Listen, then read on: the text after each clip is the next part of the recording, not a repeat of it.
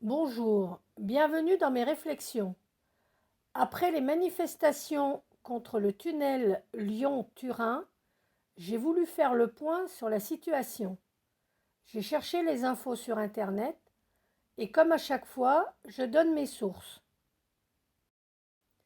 D'abord, j'ai cherché une référence.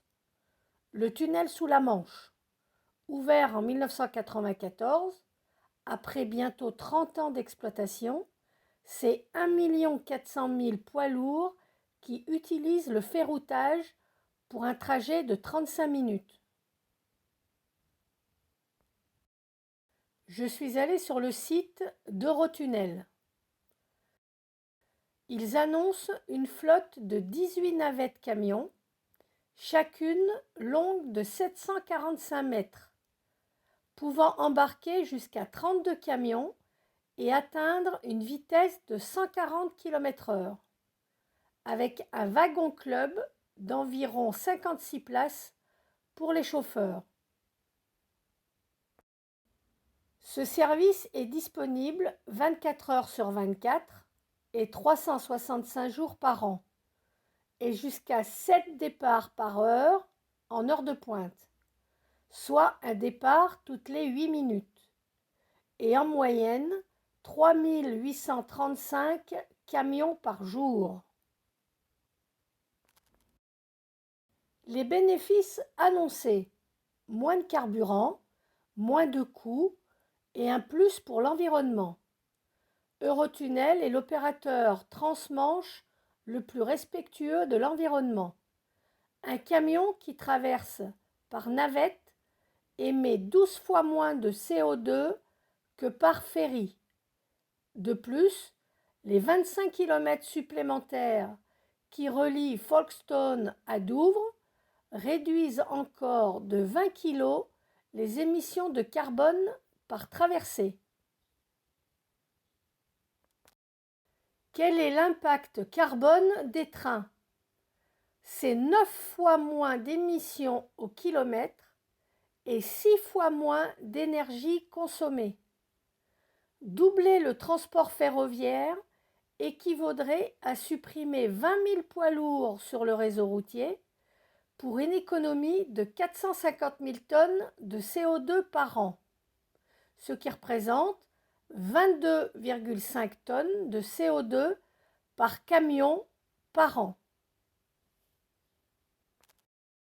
Où vont et d'où viennent les camions qui traversent la France?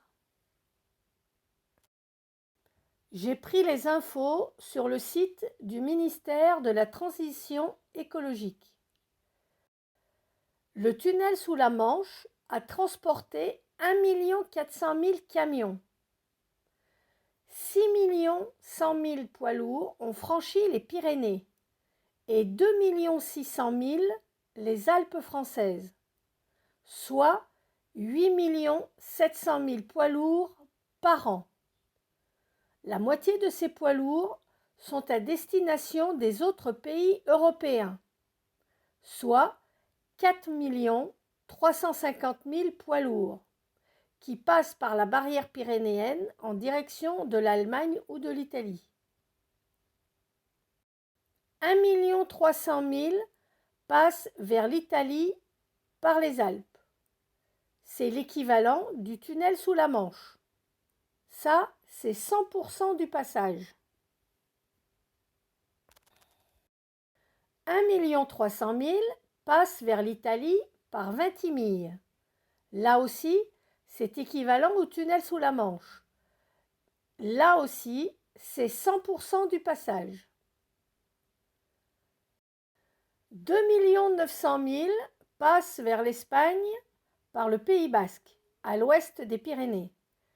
La moitié de ces poids lourds sont à destination des autres pays européens. Donc 50%, c'est 1 450 000 poids lourds. Là aussi, c'est équivalent au tunnel sous la Manche. Et enfin, 3 200 000 passent vers l'Espagne par le Perthus, à l'est des Pyrénées. La moitié de ces poids lourds sont à destination des autres pays européens. Donc 50%, c'est 1 600 000 poids lourds. Là aussi, c'est proche du trafic du tunnel sous la Manche. Si on reprend les infos sur l'empreinte carbone du train, 22 tonnes de CO2 par camion. Quand il y a 4 350 000 camions, c'est 97 875 000 tonnes de CO2 produites en passant par la route. 9 fois moins de CO2 par le ferroutage, c'est seulement 10 875 000 tonnes de CO2 produites. C'est aussi 87 millions de CO2 en moins. En 2018, dans le débat public sur la programmation pluriannuelle de l'énergie, la question sur le ferroutage a été posée. Dans la réponse donnée a été présentée la carte de l'infrastructure du ferroutage en France. Depuis 1994, le service Eurotunnel, avec une distance de 50 km. Depuis 2003, le service alpin entre Bourgneuf et Turin, en Italie, avec une distance de 175 km. Depuis 2007, le service Perpignan-Le Boulou, Luxembourg, avec une distance de 1050 km. Et depuis 2016, le service Calais-Le Boulou, avec une distance de 1500 km. Et en bleu, les axes à développer. Le ferroutage, c'est moins de camions sur les routes, c'est moins d'accidents potentiels, c'est moins de travaux d'entretien pour les camions et pour les routes, c'est moins de pétrole et c'est moins de CO2. Et le réseau existe déjà. Pour être concret, j'ai pris comme exercice un camion qui ferait le trajet de Belgique en Espagne, en passant en France de Dunkerque à Hendaye. Google Maps me dit 1127 km pour 11h39 de route. Mais c'est pas tout. S'il travaille plus de 9 heures, après un temps de conduite de 4h30, les chauffeurs doivent faire une pause ininterrompue d'au moins 45 minutes. Donc, pour un temps de conduite de 11h39, il y a un premier temps de conduite de 4h30, une pause de 45 minutes, un deuxième temps de conduite de 4h30, une pause de 45 minutes et les 2h39 pour finir le trajet. Donc, au total, le trajet prendra 13h09. Aujourd'hui, les trains de fret ont une vitesse maximale principalement de 100 ou 120 km/h. Il existe quelques trains de fret capables de circuler jusqu'à 200 km/h. Si le train roule à 100 km/h, le trajet prendra 11h30. Si le train roule à 120 km/h, le trajet prendra 9h30. Si le train roule comme Eurotunnel à 140 km/h, le trajet prendra 8 heures. Comparé aux 13 heures par la route, il y a un gain de temps évident. Si on reprend les infos d'Eurotunnel, 25 km égale 20 kg de CO2. Donc, 1127 km, c'est équivalent à 901 kg de CO2 par la route. C'est 9 fois moins par le train, donc 100 kg de CO2 par la voie ferrée. Au niveau carburant, pendant ces 1127 km, le camion consomme 383 litres de gazole pour une somme de 645 €. Il ne faut pas oublier non plus les victimes des accidents de la route. En 2021, 352 personnes sont décédées dans un accident impliquant un poids lourd. 5480 en 10 ans. En septembre 2013, un article annonçait la ligne grande vitesse vers le 64 pourrait être relancée grâce au ferroutage. En réalisant la ligne grande vitesse Bordeaux-Dax, la nouvelle voie accueillerait les TGV et permettrait de libérer l'actuelle voie pour accueillir le ferroutage. Pour l'autoroute ferroviaire entre Lille et Bayonne, qui sera mise en service en 2016, le gouvernement annonce la circulation de trains longs de plus de 1000 mètres. Ces autoroutes ferroviaires sont en fait de longs convois dédiés au ferroutage avec les camions transférés de la route sur les wagons. L'investissement est chiffré à 400 millions d'euros. L'autoroute ferroviaire atlantique permettra de reporter vers le rail plus de 85 000 poids lourds, soit 7% du trafic sur cet axe, indique le ministère des Transports. Je rappelle que c'est un article publié le 21 septembre 2013 pour une mise en service en 2016. En cherchant l'état d'avancement du projet, le ministère des Transports y renonce en avril 2015. Publié le 21 juin 2023, l'Europe annonce ce jeudi le versement de 60 millions d'euros au projet de ligne à grande vitesse de Bordeaux vers Toulouse et Dax. Donc 10 ans pour lancer un projet dont la fin était prévue en 2016, avec la partie ferroutage abandonnée en 2015. Mais alors, pourquoi ça marche en Suisse? Comment ils ont fait?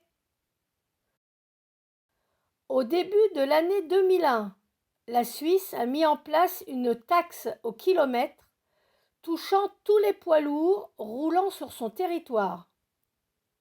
En juin 2002, le département suisse de l'environnement et des transports dressait un bilan très positif de la première année de fonctionnement du système. La croissance des transports routiers à travers les Alpes, constatée depuis plusieurs années, a été freinée.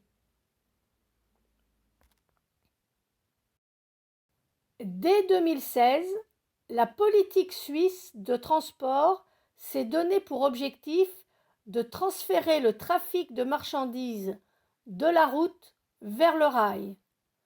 En 2021, donc 5 ans après, la part de marché du train a augmenté dans le pays, atteignant 72,4% du trafic transalpin, contre seulement 11,9% en France.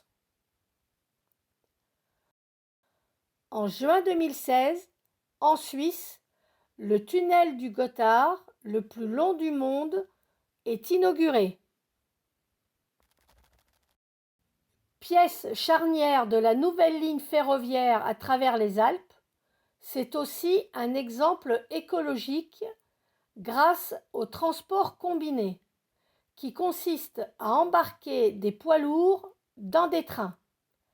Le tunnel pourrait être un modèle pour la France, où le projet Lyon-Turin est en cours mais patine. La France et l'Italie peinent à trouver des financements pour ce tunnel et les oppositions sont nombreuses.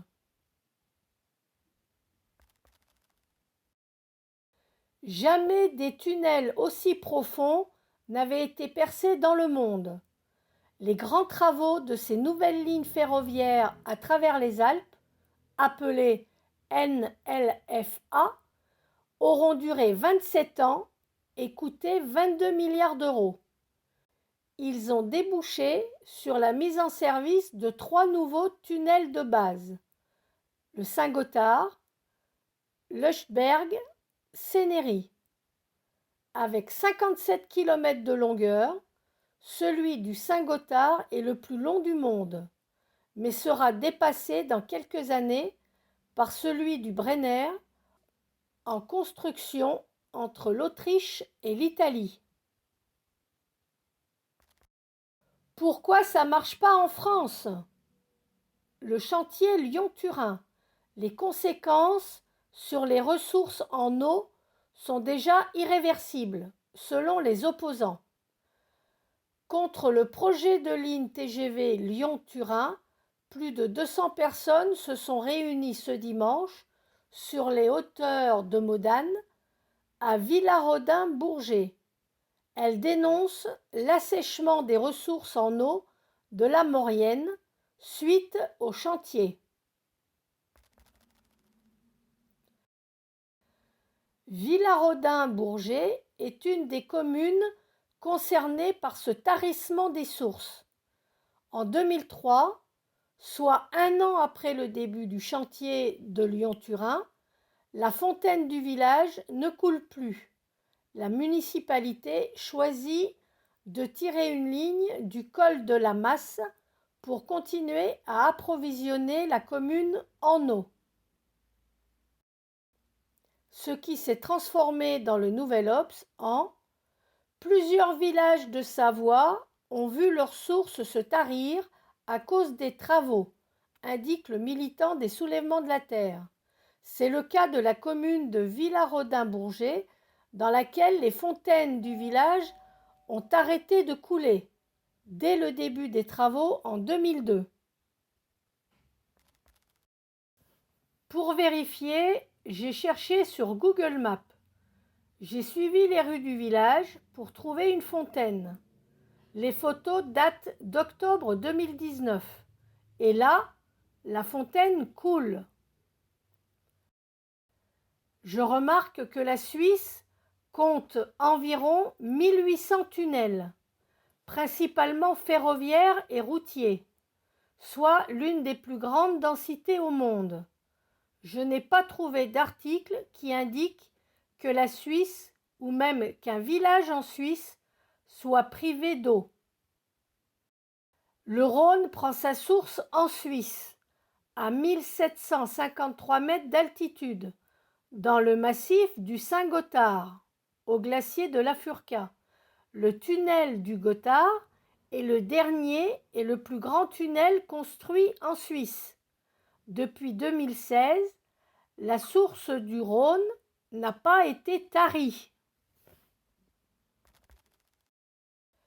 Pollution en vallée de la Maurienne, mythe ou réalité? Certains accusent les camions, les usines, d'autres disent que cette pollution est liée aux brumes d'hiver composées de rejets liés aux activités humaines. Le fait est qu'il faut atteindre les 1000 mètres pour enfin respirer en paix. Pollution en Maurienne.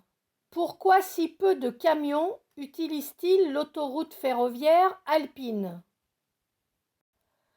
En Savoie, la vallée de la Maurienne est le principal point de passage des poids lourds vers l'Italie. Bouchons, pollution, la qualité de l'air y est souvent médiocre, voire mauvaise. Et pour cause, chaque jour, plus de 2000 camions s'engouffrent dans le tunnel du Fréjus. Pourtant, une alternative moins polluante existe, l'autoroute ferroviaire alpine, qui transporte ses poids lourds vers les rails. Malgré cela, elle est très peu utilisée par les transporteurs. Sur cette autoroute ferroviaire, il n'y a que 4 allers-retours par jour.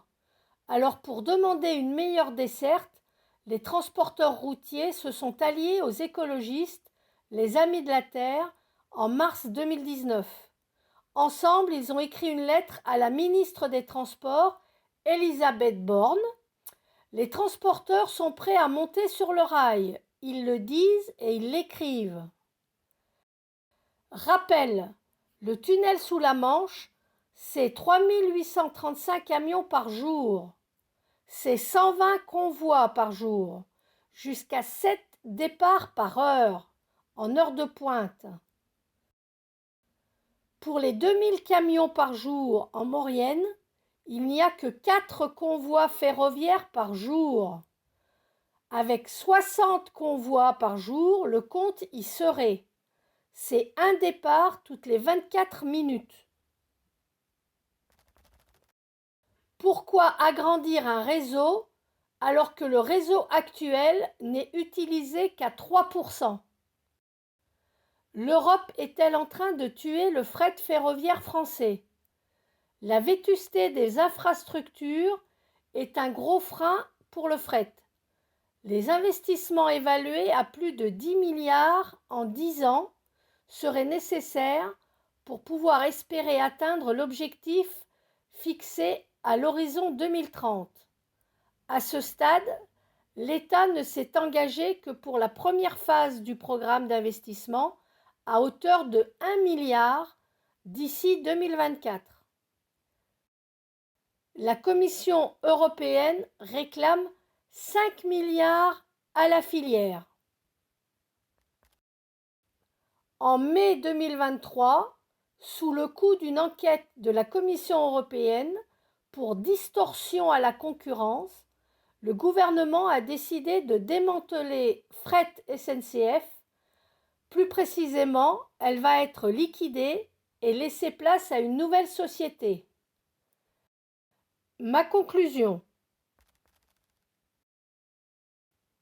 Exemple. La Suisse a décidé le ferroutage en 2014. En 2021, 72% du trafic passe par le ferroviaire. La France a débuté le ferroutage avec le tunnel sous la Manche en 1994. En 2021, le ferroutage représente 11,9% du trafic. En 2001, la Suisse a mis en place une taxe au kilomètre. Quand elle a proposé le ferroutage, le choix économique a favorisé cette option. Les usagers ont privilégié leur intérêt financier. Quand on veut, on peut. Le ferroutage devrait être obligatoire pour les poids lourds qui ne font que traverser la France. Un camion sur un train, ça sert à quoi? Un camion sur un train, ça va plus vite. C'est moins de fatigue pour le chauffeur. C'est moins d'accidents, donc moins de morts. Pour rappel, 352 personnes décédées dans un accident impliquant un poids lourd en 2021. Un camion sur un train ne défonce pas les routes. Un camion sur un train n'use pas son moteur et ses pneus. Un camion sur un train ne se fait pas voler quand le chauffeur dort. Un camion sur un train, c'est moins de pétrole consommé et consumé. Un camion sur un train, c'est moins de CO2. Et un camion sur un train peut être contrôlé sans le bloquer au bord de la route. Et voilà, comme d'habitude, le gouvernement a une solution qui n'a que des avantages et ne fait rien pour la développer. C'est peut-être là-dessus qu'il faudrait agir pour que ça bouge.